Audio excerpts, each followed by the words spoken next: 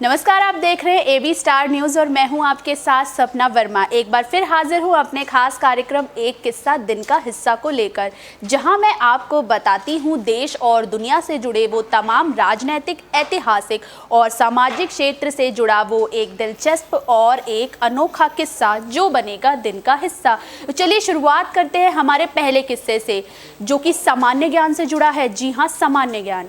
क्या आप जानते हैं कि आज विश्व सांख्यिकी दिवस है? जी हाँ, विश्व सांख्यिकी दिवस।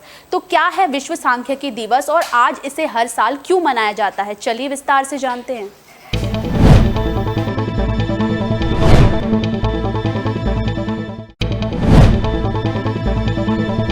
आइए जानते हैं आज क्या है खास। 20 अक्टूबर का ऐतिहासिक आकलन, खंगालते हैं इतिहास के पन्ने।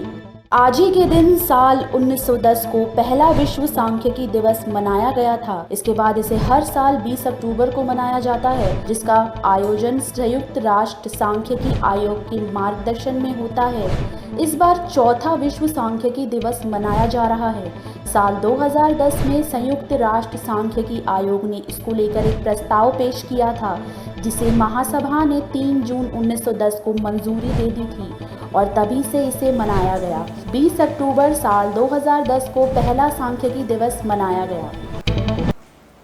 चलिए बढ़ते हैं हमारे अगले किस्से की तरफ। क्या आप जानते हैं कि आज इंटरनेशनल शेफ डे है? जी हाँ, इंटरनेशनल शेफ डे, जिसकी शुरुआत साल 2004 में हुई थी। तो आखिर क्या है ये इंटरनेशनल शेफ डे और इसे मनाने का क्या है मकसद? चलिए विस्तार से जानते हैं।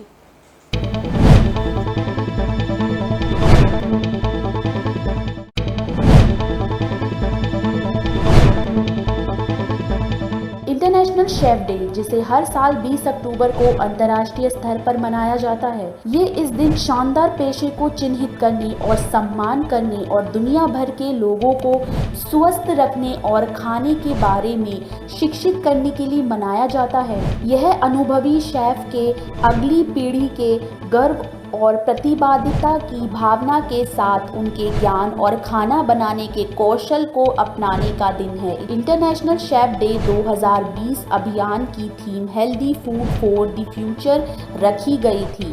अंतर्राष्ट्रीय शेफ डे की शुरुआत साल 2004 में डॉक्टर बिल गैलाघेर ने की थी, जो एक जाने माने शेफ और world association of chef societies के पूर्व अध्यक्ष थे।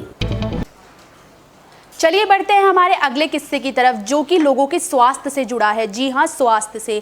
क्या आप जानते हैं कि आज वर्ल्ड ऑस्टियोपोरोसिस डे है, यानी ऐसा दिन जब एक ऐसी बीमारी के बारे में बताया गया है जो हड्डियों की कमजोरी की वजह से होती है। तो आइए इसके बारे में और भी विस्तार से जानते हैं।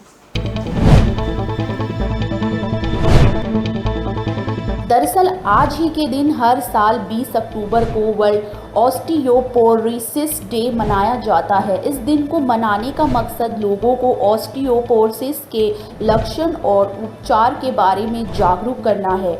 इस बीमारी में हड्डियां कमज़ोर होने लगती हैं और धीरे धीरे गलना शुरू हो जाती हैं।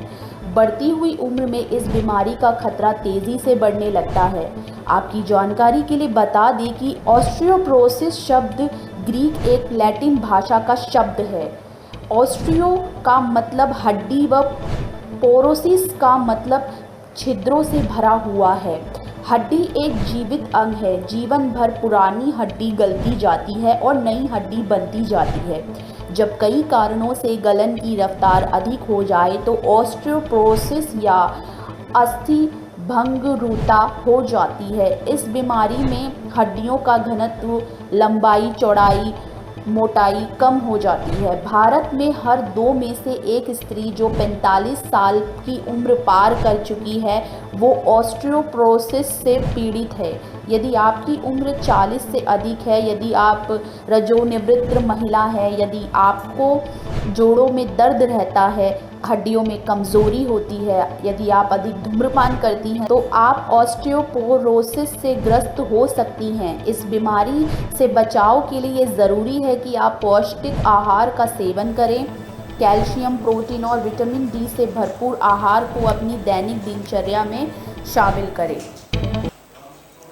चलिए बढ़ते हैं हमारे अगले किस्से की तरफ, जो कि ऑस्ट्रेलिया की एक ऐतिहासिक इमारत से जुड़ा है। जी हां, ऑस्ट्रेलिया की एक ऐतिहासिक इमारत, ऐसी इमारत जिसका आज ही के दिन जनता के लिए जिसे खोला गया था। हम बात कर रहे हैं सिडनी ओपेरा की, जिसे आज ही के दिन आम जनता के लिए खोला गया था। चलिए विस्तार से जानते हैं कि क्या है सिडनी ओपेरा और आखिर क्यों इसे आज ही के दिन जनता के लिए खोला गया।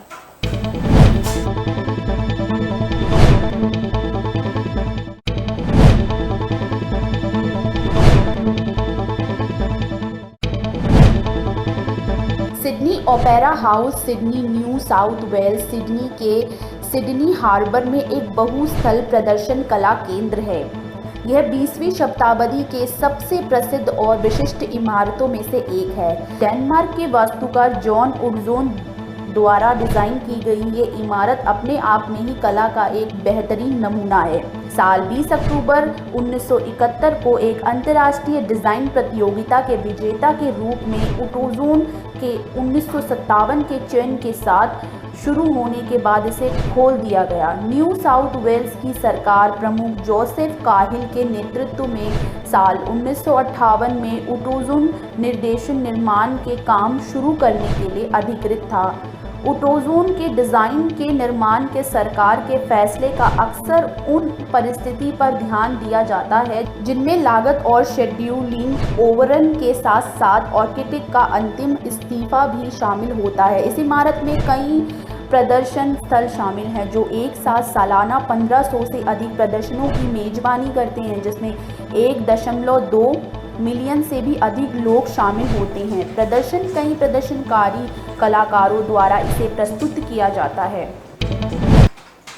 चलिए बढ़ते हैं हमारे आखिरी किस्से की तरफ, जो कि साहित्य जगत से जुड़ा है।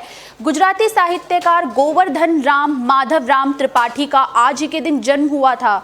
चलिए उनके जन्म से जुड़े कुछ रोचक तथ्यों को जानते हैं और अब तक उन्होंने क्या क्या किया है, किन किन तरह की जीवनियों को दिया है और क्या क्या साहित्यों को दिया है। चलिए इसके बारे में विस्तार से जानते हैं।